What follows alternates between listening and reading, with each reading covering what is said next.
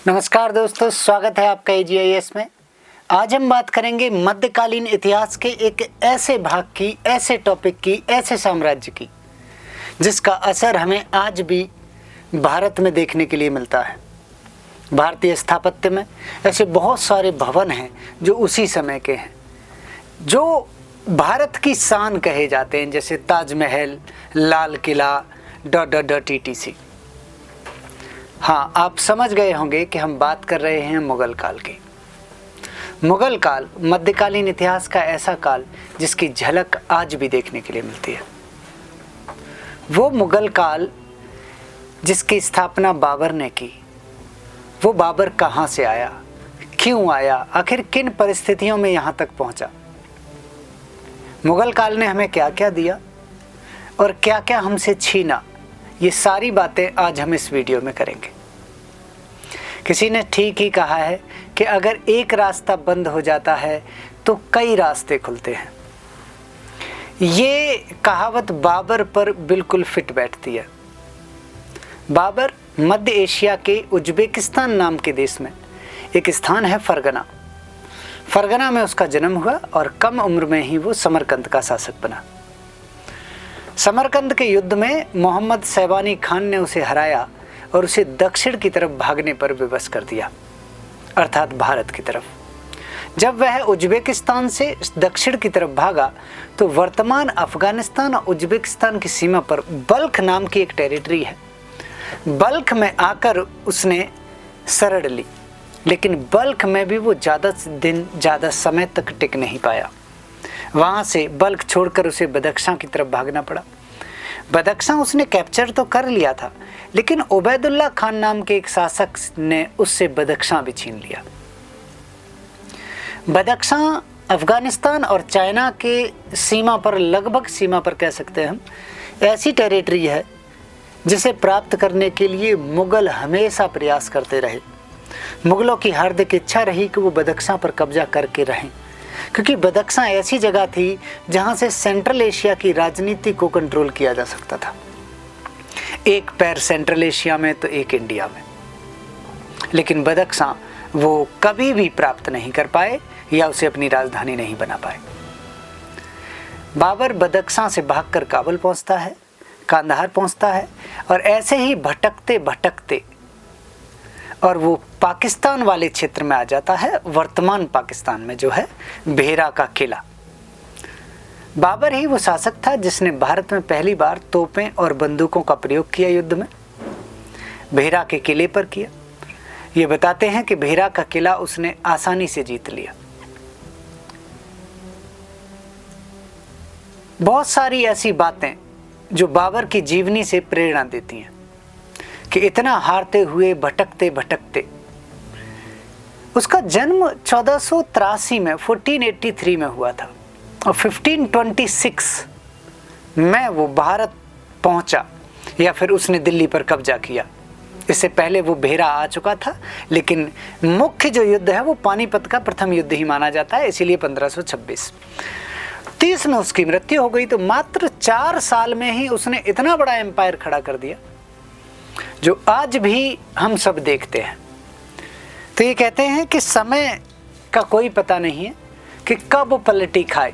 पूरा जीवन संघर्ष किया 1483 से लेकर, और ये मान लीजिए 1526 तक, 1526 तक, और 1526 से 1530 में उसकी डेथ हुई। और इन 4 साल में उसने पूरे उत्तर भारत को अपने साम्राज्य में मिलाया, काबुल से लेकर और बंगाल तक।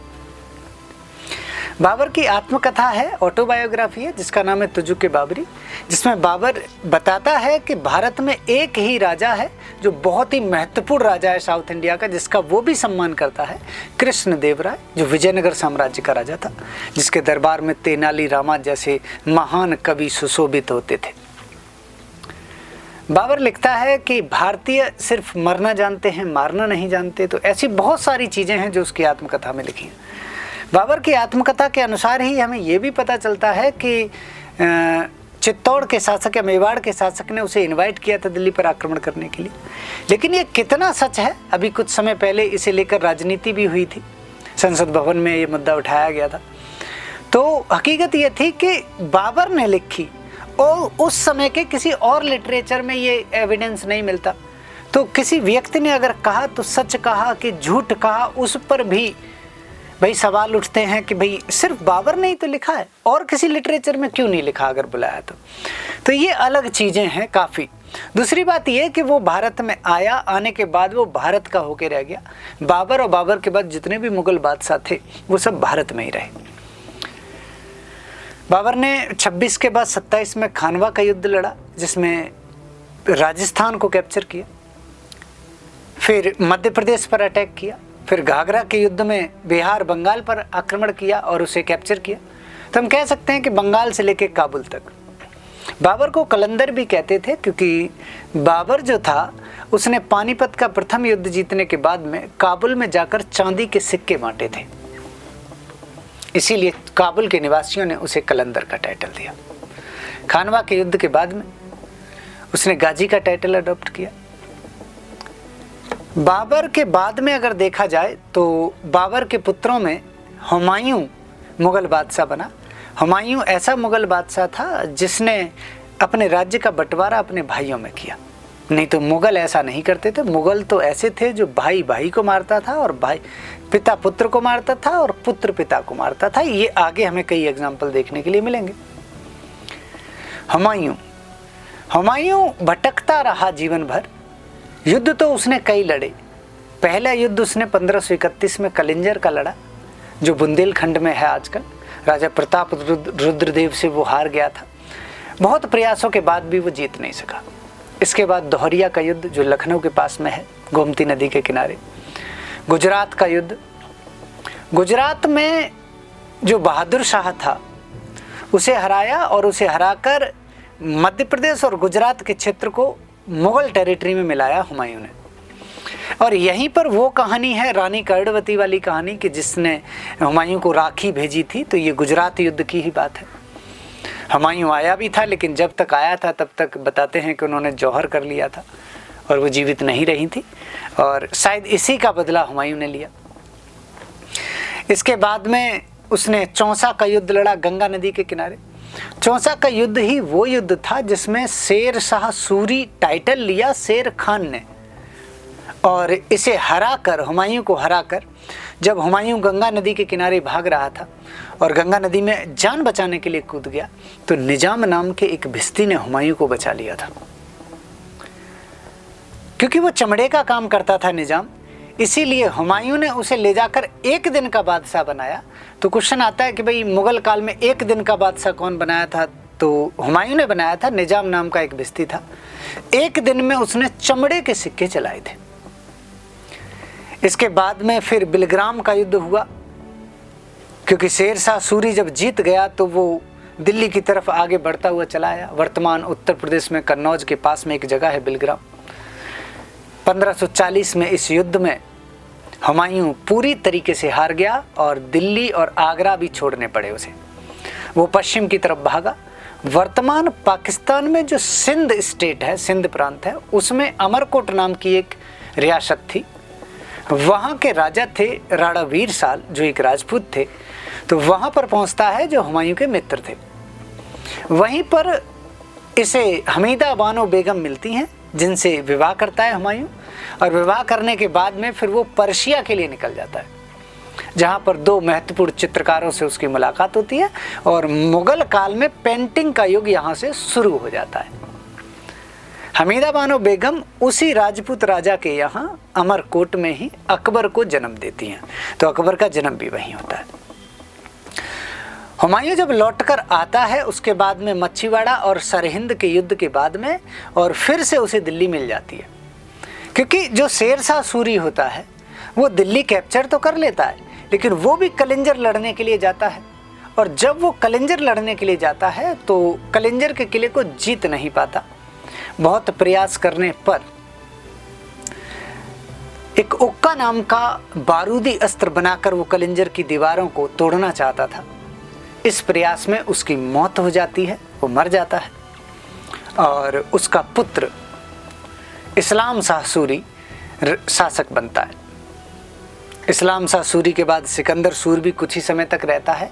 तो शेर शाह सूरी की मृत्यु के बाद में हुमायूं लौट आता है और दिल्ली पर पुनः कब्जा कर लेता है किसी भी प्रकार से। जब पुनः दोबारा आ जाता है तो पढ़ने का तो शौकीन था ही। ये बताते हैं कि हुमायूं युद्ध में भी जाता था तो एक लाइब्रेरी साथ जाती थी उसके, बहुत बड़ा पढ़ाकू था वो।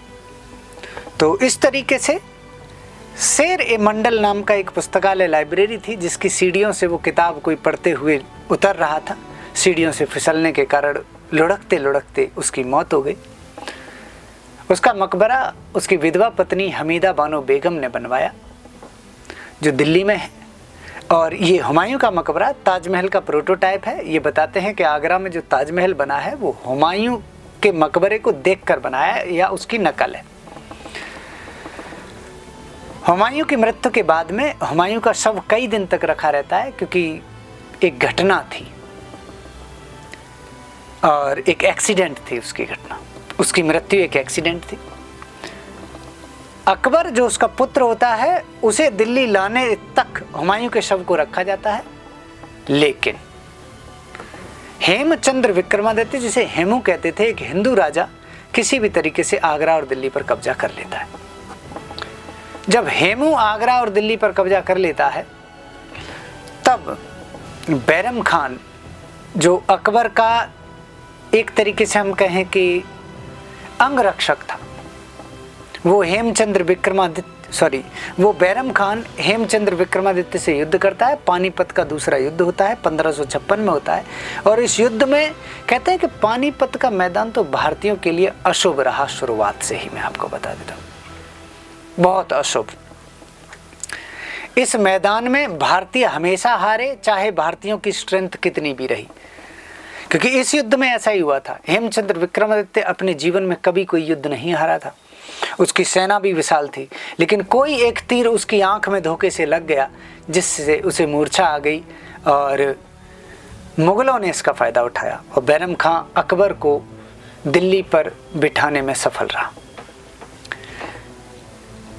इस तरीके से अकबर शासक बना दिल्ली का, मुगल बादशाह बना।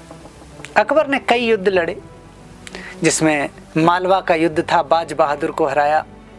गोंडवाना का युद्ध था, चित्तौड़ का युद्ध था। इसके अलावा कांधार, कश्मीर भी जीते। दक्षिण भारत में भी उसने प्रयास किया, लेकिन ज़्यादा सफल नहीं रहा। अकबर ही उस बादशाह था जिसने चंद्रगुप्त विक्रमादित्य के बाद में अपने दरबार में नवरत्न रखे। अकबर की फाइनेंशियल कंडीशन और सैनिक स्थिति काफ़ी मजबूत हो गई थी मनसबदारी सिस्टम के कारण। तो अकबर ने मनसबदारी सिस्टम चलाया था। अकबर की धार्मिक नीति सुलह कुल की नीति थी, मतलब सभी को मिलाकर चलना, क्योंकि वो राजपूतों के यहाँ पला बड़ा था, वहीं उनका जन्म हुआ था, तो राजपूतों से उसे विशेष लगाव भी था। अकबर ही वो मुगल बादशाह था जिसने जजिया कर को हटा दिया था, या हिंदुओं से जजिया कर वसूल नहीं किया। अकबर के आर्किटेक्चर की बात करें तो आगरा के लाल किले से लेकर इलाहाबाद का लाल किला, लाहौर का किला और फतेहपुर सीकरी जैसा पूरा नगर, जिसमें बुलंद दरवाजा और शेख सलीम चिश्ती की दरगाह काफ़ी प्रसिद्ध है, ये सब अकबर ने ही बनवाए। अकबर ही वो शासक था जिसके समय पर इलाहाबाद को प्रयागराज कहते थे, और अकबर ने उसी प्रयागराज में अल्लाहाबाद का किला बनवाया था, जो अल्लाह को, मतलब उसके गॉड को समर्पित था। और उसने ही प्रयागराज को बदलकर अल्लाहाबाद बोला था या किया था, और वही अल्लाहाबाद धीरे धीरे इलाहाबाद हो गया। क्या हो गया? इलाहाबाद हो गया। तो इस तरीके से हमने जाना अकबर के बारे में, हमने बाबर के बारे में जाना, हुमायूं के बारे में जाना, अकबर के बारे में जाना। वीडियो ज़्यादा बड़ा ना हो, इसीलिए हम इसका सेकंड पार्ट बनाएंगे, और ये मुगल एम्पायर का फर्स्ट पार्ट है।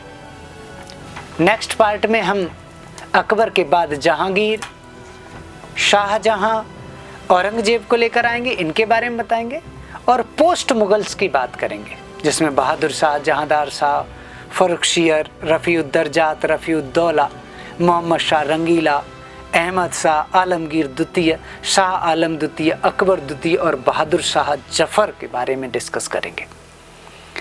इसी तरीके से महत्वपूर्ण जानकारी मुगल साम्राज्य की प्राप्त करने के लिए आप AGIS के साथ जुड़े रहें। AGIS को लाइक, शेयर और सब्सक्राइब करें। आप सभी का बहुत बहुत धन्यवाद। नमस्कार।